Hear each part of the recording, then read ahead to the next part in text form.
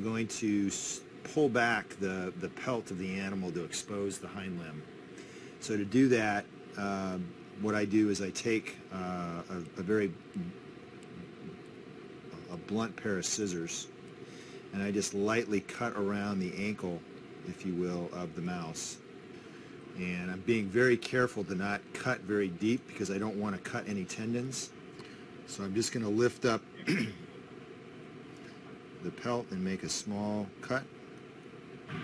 I'm being very careful to apply some tension to the muscle, but not too much. I don't want to overstretch the skeletal muscle. So all I'm doing is gently peeling back, and any little fascia that I see, I can come in with my micro scissors and cut it away and use that as a way to peel the muscle back. You could rapidly peel this muscle out and break all the fascia, etc. The problem is the risk that you run is, again, overstretching the muscle, and if you do that, the subsequent mechanical experiments may be compromised. So this is pretty much the extensor digitorum longus, pretty well dissected. We're going to take some 4/0 silk and we're going to tie a knot, and that's what's going to basically hold the muscle. So now what I'm going to do is attach, I'm going to secure tie my knots basically.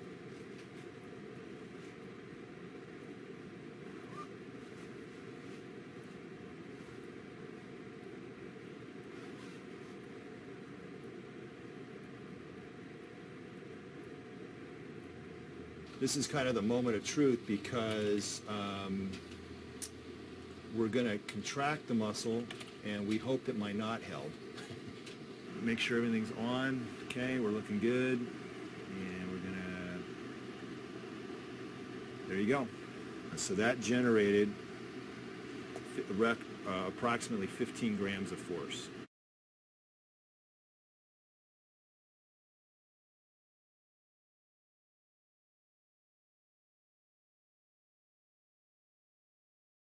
This level. Okay, and now it's all. It's all, but we may clean more accurately.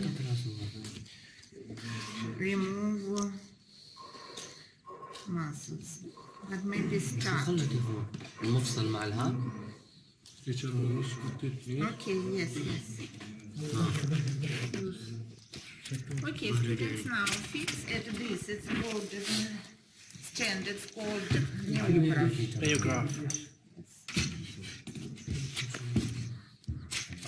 Yeah, you fix spinal cord here. Boom.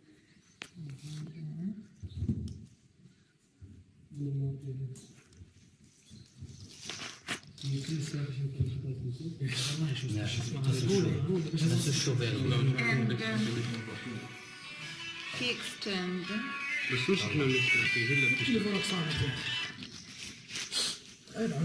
did not press muscle. You see, I don't press it. I only touch tendon. And don't stretch, not stretch nerve. Because sometimes students like to stretch nerve. Okay, so and make this recorder horizontally. Not like here, not like here, but horizontally. Parallel to table. Okay, now look here, students. Check.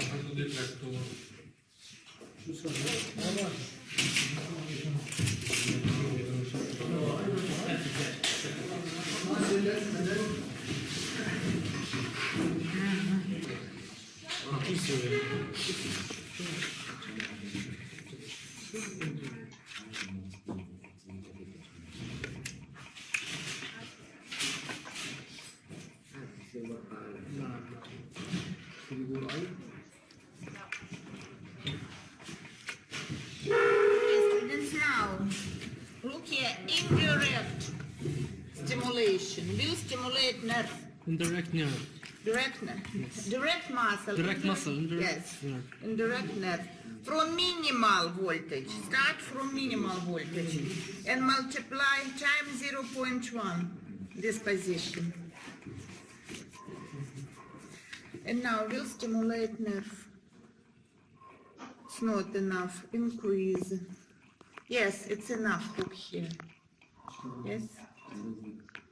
It contracts. And so threshold is very low. It means that it's good. And nerve is working, yes? Sometimes I increase and increase, but it can't work. Yes. I stimulate nerve, muscle contracts, yes? See? Now, is it enough for muscle? No, student, it's not enough. Muscle is less excitable, so it requires stronger stimulus, and so we change twice more or 10 times more. But start from minimal and stimulate muscle. Is it enough? No, increase. Yes, enough. See, 0.6 times 1 volt. This is direct threshold. And now, students, it's not all. Now, we continue. Now we use ink.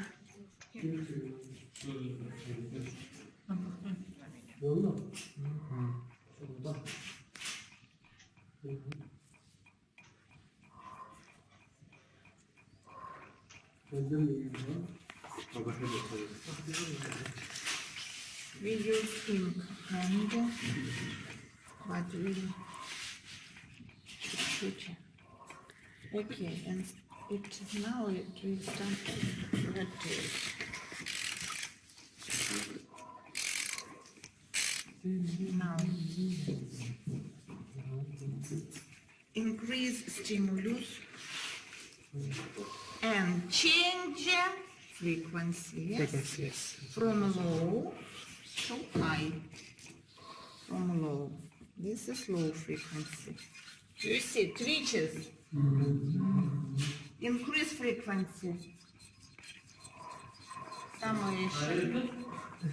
And increase frequency. Tetanization. With this? Yes. Smooth. Fused tetanus.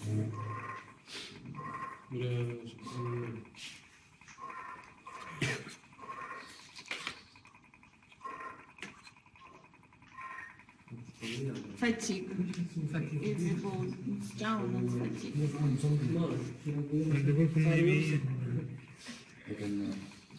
Or repeat. Repeat. Here. This is low frequency. Yes. Contracts. Yes.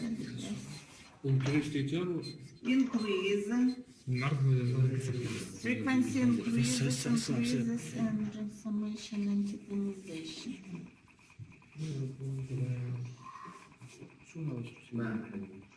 So with the increasing, it's becoming like this. It's the increased frequency, and so it contracts without relaxation. You see, it contracts without relaxation. It's called tetanization or complete tetanus, used tetanus.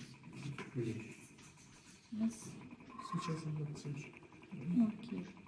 Okay, students, enough, and do it yourself.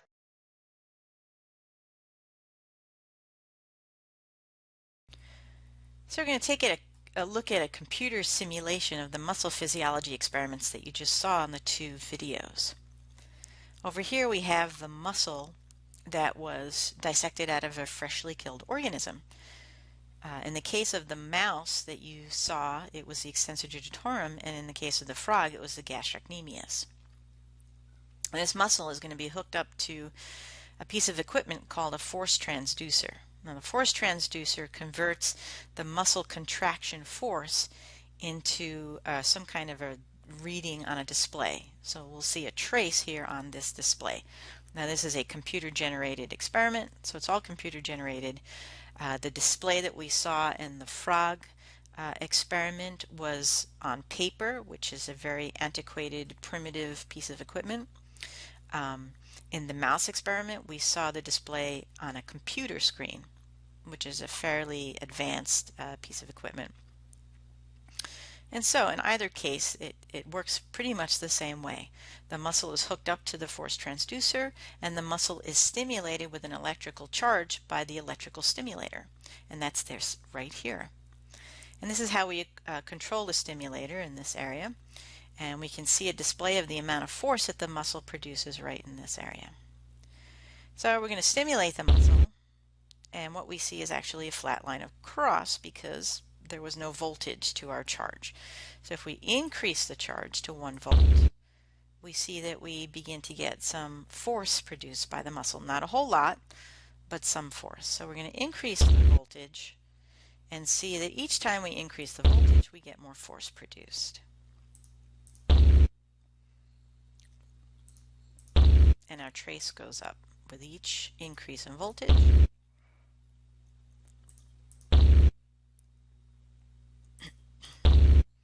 So from 8 to 9, we go from 1.81 to 1.82. We still get a little bit of an increase. Let's go from 9 to 10 on the voltage, and we don't get any further increase. And so we say that 9 is the maximal stimulus that allows us to get an increase in voltage, force produced by the muscle. So let's clear this tracing now, and let's take a look at this display. And this display can actually be looked at as a graph.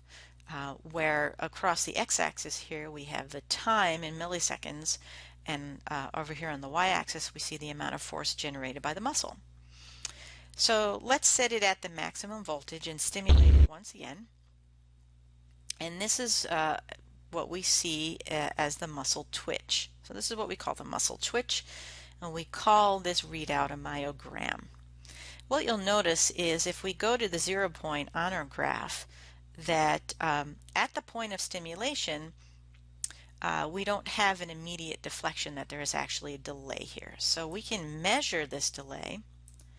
So we bring out this bar until just the point where the trace begins to deflect upward, and we take that measurement. That's 200 milliseconds, and that is our latent period. Now on the upward part of this deflection, that is the contraction phase of the twitch. And on the downward part of the deflection, this is the relaxation phase of the twitch. A motor nerve will serve a muscle and branch into hundreds of motor neurons. Each motor neuron, along with all of the muscle fibers that it innervates, is known as a motor unit. The size of a motor unit can range from as few as 4 muscle fibers in a small motor unit to as many as several hundred in a large motor unit. And depending on the body's needs and the muscle involved, the recruitment of motor units determines the amount of force that is generated. And this is known as a graded response. Each muscle has varying sizes of motor units, and again, based on the needs at the time, the recruitment will be graded, therefore the response will be graded, based on what the nervous system estimates is an appropriate force. In a small muscle that requires great dexterity, motor units are quite small, whereas in a large muscle, such as the quadriceps of the thigh, it is much more beneficial to have larger motor units so as to generate greater force. Motor neurons terminate at the neuromuscular junctions, and this is where the action potential generated by the neuron gets transferred to the muscle fibers. In class, we will find these junctions under the microscope. And in our next video, we will see the other ways that the body can grade muscle responses, and we will move further into this chapter.